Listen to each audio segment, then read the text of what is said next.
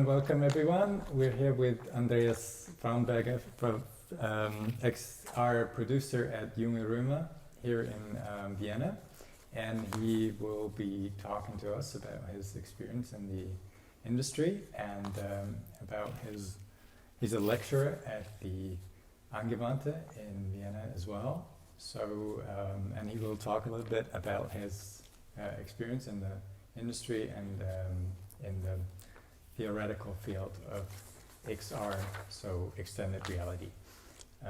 Welcome, Andreas. Thank you. Good to have you. Maybe you can start off with introducing yourself a little bit and talk about a little bit about your work and your experience. Oh, thank you. I try. So, Andreas Fraunberger, I'm XR producer at Junge Römer. What we do at Junge Römer is to tell virtual stories for our customers for all kinds of devices, even those that you can place on your nose. It is important to know that many marketing managers are looking for innovative ways to reach their audience and to pass over their content to the audience. And now new ways are getting possible to do that, to tell stories and to get people and audiences into the stories in a very emotional way. And that's actually what we are doing. Okay, so you describe yourself as an XR producer. That is extended reality, or stands for extended reality. Maybe describe a little bit of what that extended reality can be. Basically it is AR for augmented reality, VR for virtual reality, and also immersive web. Because the internet as such can be quite immersive, as you know. So new technologies as WebGL and new ways of interaction enable a very intense way of interaction in the web as well. So our know-how in AR and VR can also be used to make emotions feelable in the normal web. Okay, so that means you try to integrate immersive. Maybe explain the term immersive web a little bit for people in the audience a little bit. I try to. Immersive web, that could be, and somehow it is, a buzzword, to be honest. Mm-hmm. But we use it to describe a web that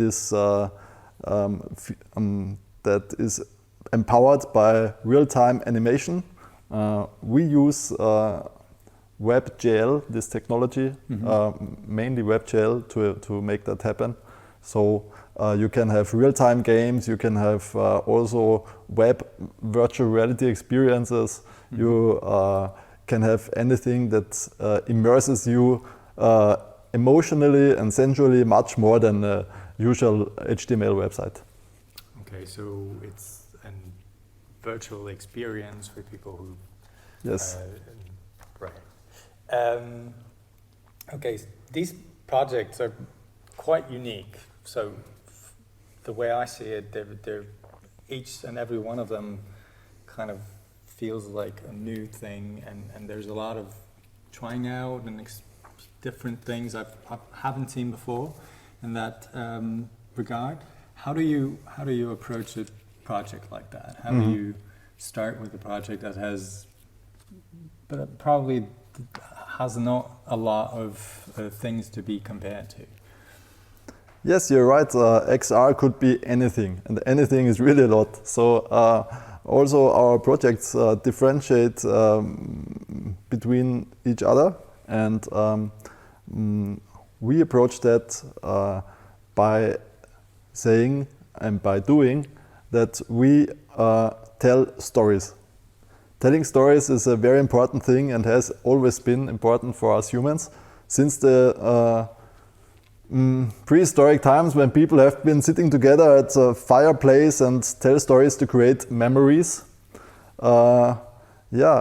We still want to create memories for our customers and for their users.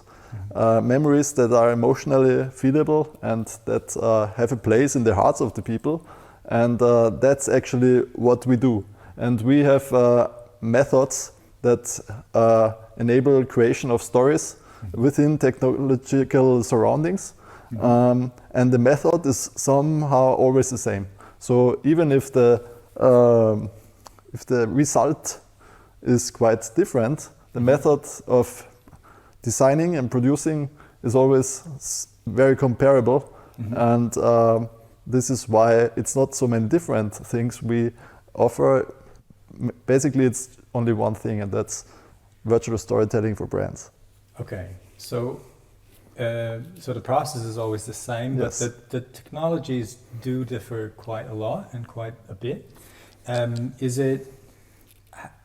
Do you consult with other experts in the field, or because it feels like there's a lot of different things going on, and it feels like there's a lot of different technologies in play. So how do you approach a project like that? Yes, of course. We have a network of experts that's always growing, and some people are working with us since 10 years or longer, and we have trusted relationships to that people. And it's necessary because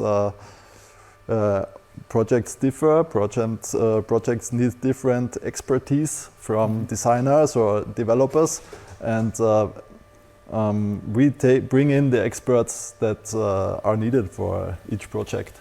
Even if a core team is there, that guarantees the whole process. Okay, so do you depending on the technology you're looking for, you have a lot of consultants and external yes. people working on the project. Our core team is really happy about getting new challenges all the time and learning new things.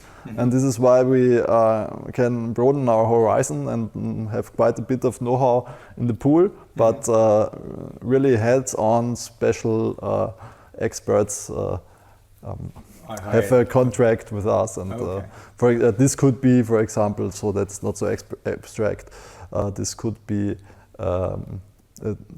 2D a designer for 2D animations, or this could be a high-end 3D animator that is capable of handling motion capturing projects, or this also could be a camera assistant, for example, which we don't need every day, but from time to time, or a back-end developer that uses that has a lot of experience in producing things with Java Enterprise, or who has experience in using artificial intelligence. Yeah. Okay, so to summarize the whole thing, you develop a project, you develop a story, and then you build the team around the technical challenges that that story. In the best case, it's our core team or our team of trusted experts. Sometimes we bring in some new people as well. Okay, so if you find, where do you find these experts? Because it's not, it's a new field. There's not a lot of things in the field that already have been done. It feels like quite a challenge to find the right people. Yes, I always wonder too how we find those experts, but somehow we find them. I think the reason is because we create a quite playful surrounding. It's even for grown-ups, it feels a bit like sandbox. Is it on the playground sandbox? Where you have a secured environment where you can really experiment and play, and that's what many people from age 20 to age 60 and beyond really deserve and want to have. And I think it's not so. Must be rare somehow, these happy sandbox surroundings, because people really want to work with us. Luckily, that's a good thing. Okay. And of course, if anybody out there watching this thinks about hey, I want to work with Junge Römer, just drop a line, you're welcome. Okay, that's good to know. So yeah, if you have if you feel like you have anything to offer, just get in touch with Andreas and let him know what you're doing, whatever that might be. Anything sandbox related is appreciated. Yes. Yeah. Okay. So, what do you think? What do you feel are your biggest artistic challenges in terms of, working with new technologies and trying to find, I guess, what feels like an artistic guide through the whole thing, or theme, or whatever you want to call it. I mean, I have my difficulties with the word artistic here because there are so many approaches that hold on the word arts. So arts could be fine arts only, or arts could be arts and design, or arts could be anything that's kind of aesthetical, even a user's eye or sense. Right. Well, let me maybe specify. I guess you have a lot of technical issue or challenges, but then again, you look for an experience or a story, and usually, if you tell a story, you try to keep it have something that keeps it together. It might be a theme, or might be a colors, or a look, a specific look. Yes. How do you approach? Do you usually have the technology first, or are you looking for something in an artistic? First, we have very experienced arts and interaction designers. So that's most important to have experienced creative director and art director who just are able to steer a complex process. Steer is steuern. Huh? Yeah. And that's the most important thing. And then there must be a processes in place that starts with the very first call from a customer, or a very first contact from a customer, to really give things direction that end up with a productive work that ensures to reach the goals of a customer. And I love, we all in our team, we love the process called design thinking. It's a buzzword, but to really apply it is not so easy, because you have to be very precise, and you have to say goodbye to ideas and things all the time. So every day you wake up and you have an idea and you have to throw it away, for example. Okay, it's the classical kill your darlings, right? Yes, okay. It's important, because only then you can really focus. And in the world of multimedia or extended realities, the possibilities are so vast and so many that it's even more important to focus and to select.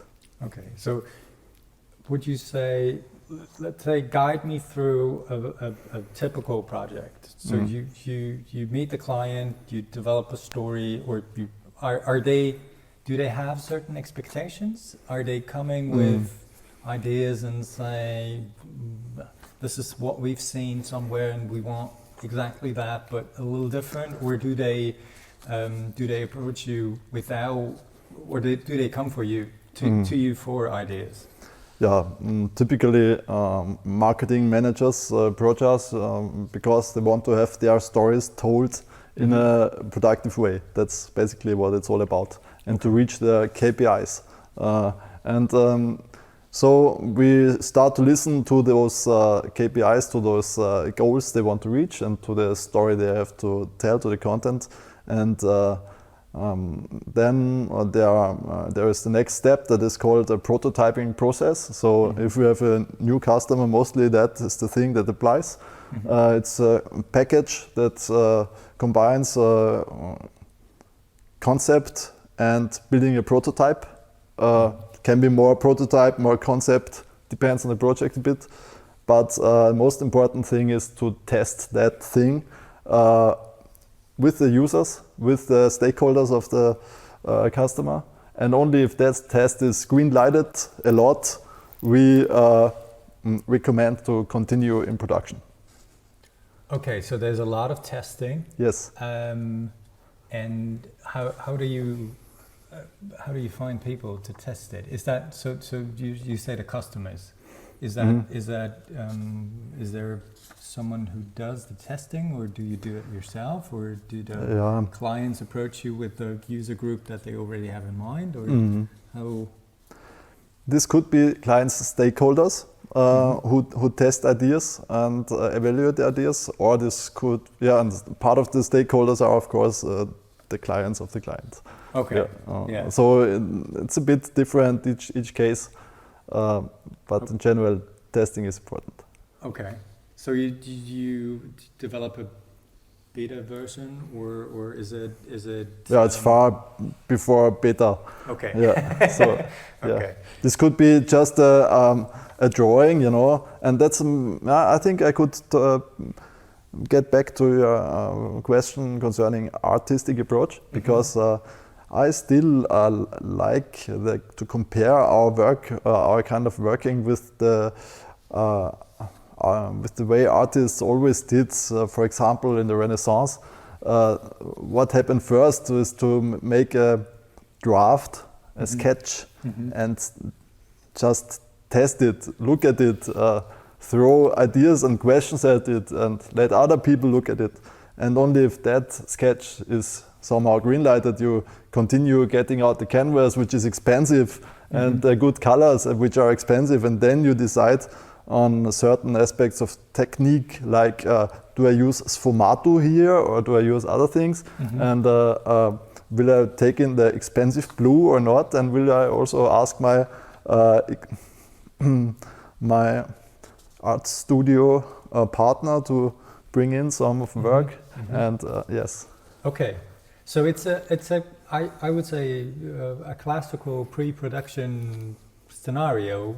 Yes. Not a lot different from film. No. You test the ideas out. I mean, there's definitely a more technical part to it. Yeah. Because you need to include the audience maybe a lot sooner than other companies do, because usually they're only they get the final product, right? And then you basically test it there. You need to test earlier. Right? Yeah, we need to test really early too. Even if mostly if it's big budgets, so that it's the whole thing is about. Because then it would be unresponsible to build projects without testing them. Testing them first, sure. Okay. We have a lot of young students watching and young people watching, and a lot of them ask questions about education. Which way should I go? What should I study? Am I doing the right thing? And in your case, I think it's very interesting, because you obviously, or you work in a job that did not exist when you started your education. So is there anything you would recommend in terms of, let's say you have a student that says, I want to do something that I'm sure will exist in a couple of years, but it doesn't exist yet. But I'm interested in the new stuff. What would you recommend? Yeah, the world is changing very fast, and most of the jobs that exist now won't exist in some years. I don't know in how many years. But you will see, guys, you will see. So I could tell a little story of myself, because when I was, I think it was 13 or 14 years old, I was very curious, like all young people are. And I read my Amiga magazine. Amiga is an old home computer, one of the first computers. I had the luck to have such one at home. And there were reports, and it was in the early 90s, in the mid 90s, about virtual reality projects coming up. So it was the first wave of commercial VR, And I was totally fascinated with that. You know, they had huge headsets and it was complete bullshit graphics. But I really loved the idea. And then I started to build my first VR headset, and that was a fernglass, like opera glasses, you know, that hunters use for hunting deer. And I combined it with some tools I found at home and some blinking LEDs, and I put that onto my head to sit on the sofa and have it on my head to look at the TV, to have really an immersive experience in watching TV. So this was my own VR headset, and this is a kind of, I'd say it is a passion that I developed there. My own idea to follow my own things that I imagine and that I loved, and somehow I followed that path. And that is a thing I could recommend to anyone who is looking to the future. Follow your passion, follow what you love to do, and follow what follow anything that you find motivation in doing, because motivation is somehow the currency of our mind. You know, it's in my eyes, it's all about dopamine and not about euros. Yeah. Okay. Well, could you explain that a little more? I mean, maybe. So talking about dopamine, maybe explain a little bit what dopamine does in terms of. So dopamine is a chemical substance in our brain. That is there for motivation, but it's not a motivation substance as it is, but it indicates a potential for motivation, and that's the difference to just motivation. So dopamine comes up when any situation gives you a potential to be motivated. Like you bring in a piece of sugar and you are fascinated by that because you feel the potential that you could eat it and then be satisfied by it. Okay, so that is dopamine. It's not a reward in itself. No, it's potential. Potential for reward. And I think that shows why dopamine is a thing that deals about future, because when you're young, even myself, I'm not too old now, I still can look in the future and see potentials to be rewarded. And if you manage that, I think you have plenty of chances to be successful. Okay, talking of dopamine, let's talk about social media. Mark Zuckerberg just announced his new vision for what the future and of social media and also XR, so VR, AR might be. He was talking about the meta universe or experience. What do you think the future holds? If I hear Facebook and Meta, I want to keep on talking about dopamine for a second, because I would recommend anyone to do something that's called dopamine fasting, and this can easily be reached with social media. So what you do is 1 day a week you don't use any social media, and possibly not anything else that just brings cheap satisfaction. 1 day a week you stay away from that, and then you will see where it brings you. Okay. Have you tried it? Have you? Yes, I tried it. I have the practice in my daily life since a while, and I appreciate it. So out of curiosity, which day is that then? Is it on the weekend or is it during the week? It's a Friday. It's a Friday. Okay. Yeah. So getting ready for the weekend. Yes, Okay. that's true. Okay. When it comes to social media, possibly we could think about using it less than it's used. Possibly that's a good idea for our society. But of course, that's to everyone's own decision. But talking about AR and VR, what do you think?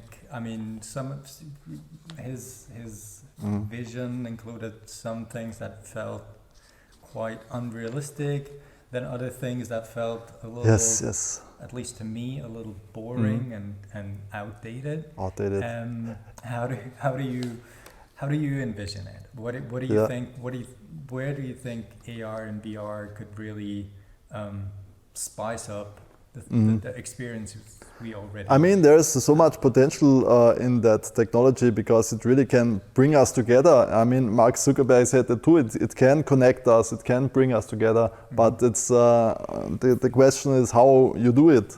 And if you have one central agency that controls all of it, this central company can only be the villain. So, for example, I've been reading the book Snow Crash by Neil Stephenson when it came out. I think it was just 3 weeks after it came out, and I was totally fascinated by it.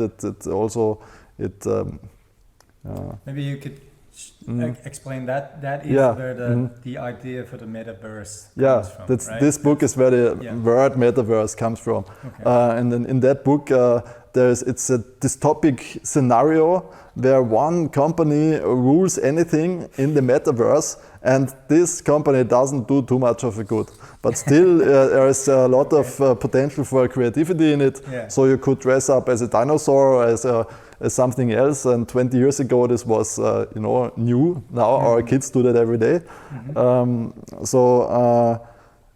There is fantasy, but there's dystopian controlism, and some creative minds just try to make a living in that surrounding. Yeah, but it's nothing really you want to have. It's a dark science fiction, and I wonder why Facebook chose this language and this example, because it is completely clear that if it's controlled, if the metaverse is controlled by one instance, it must be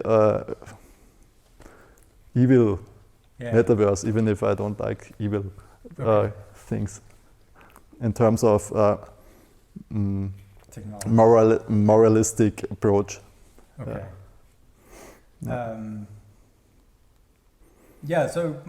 But maybe like paint a picture of what you think maybe in 10, 20 years time. What is the experience that AR and VR can help us improve our lives? Or maybe, I mean, let's be honest, it's just another technology. What we make of it is up to us. But how there's still like fascination of what could it do? Is it going to be like the holodeck in Star Trek, or is it going to be something else, right?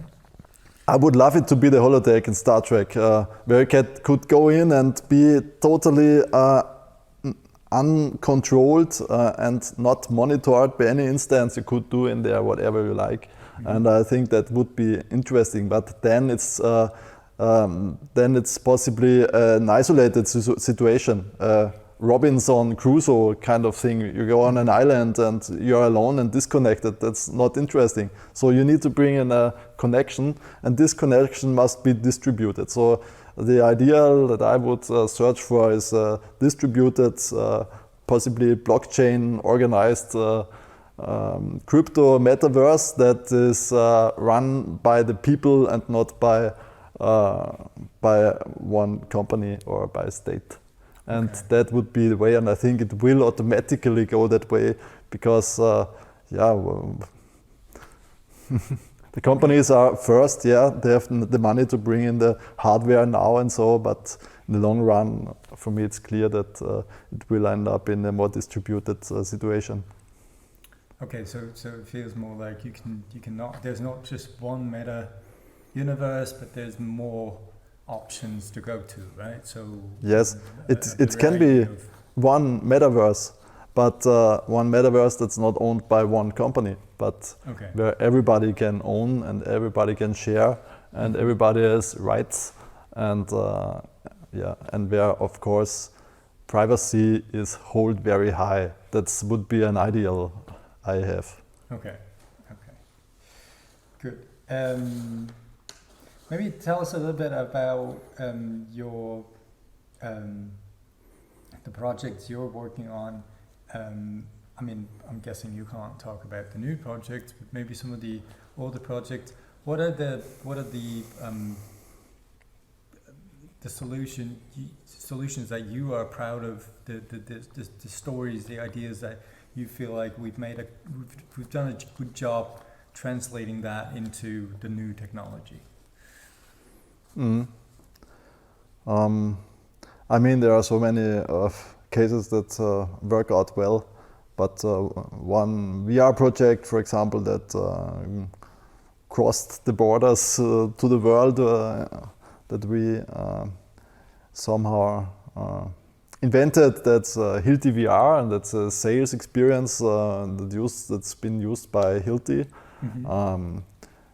You know, Hilti salespersons, they are everywhere at the building. Just a quick, Hilti is they produce machines, heavy machines and heavy machines and solutions for the building industry. Right. Yeah. Okay. And they are somehow the innovators in the building industry. So they have a lot of AI solutions and laser stuff and things like that. Yeah. And so the salespeople, they use these VR devices to go to decision makers in the office buildings. These decision makers possibly have a personnel, 10,000 people working at building sites, but they themselves, they don't go to building sites many times anymore. Okay. And we just can beam them like in the holodeck. The sales personnel just can beam them onto the building site, and there they can see in a very livable way how these tools work and how these solutions work. And this is has a very high potential for closing deals. Okay, so if I understood it right, it's about getting the salespeople the experience of what are the tools exactly, how do they use them, what kind of use cases, without actually taking them to a building site where they would probably just be in the way and not. Yes. Also with videos or presentations, you would take 10 times longer to explain that. If you just use all the capabilities that VR has and tell a great story, you can be really on point, even on very difficult to explain things. Yeah. Okay, so I'm guessing it's important for the salesperson in order to really understand their own or the product that they're selling, to understand what it does, understand how it works, because that makes it easier to sell it. Yes. If I have to explain things like now, it's difficult to explain, you know. I have to use many words and I have to be precise in that.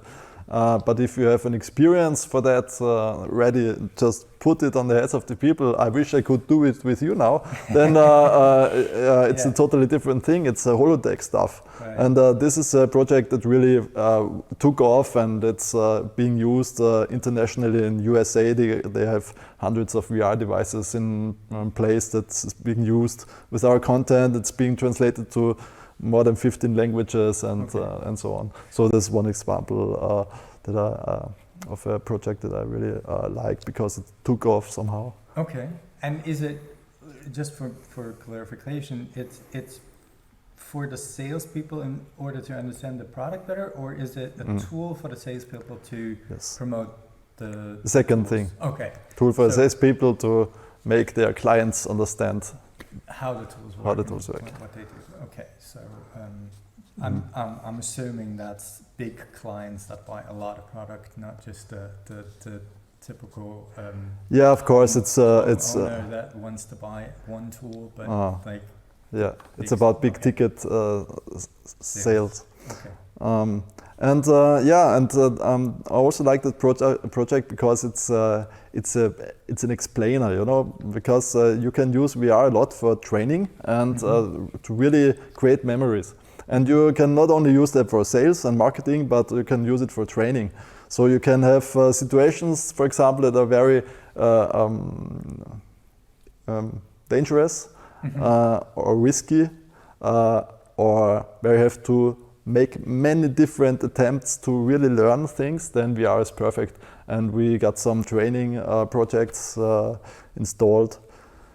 For example, the area of training is the virtual kitchen that we recently published. And there, cooking apprentices can learn how to prepare meat.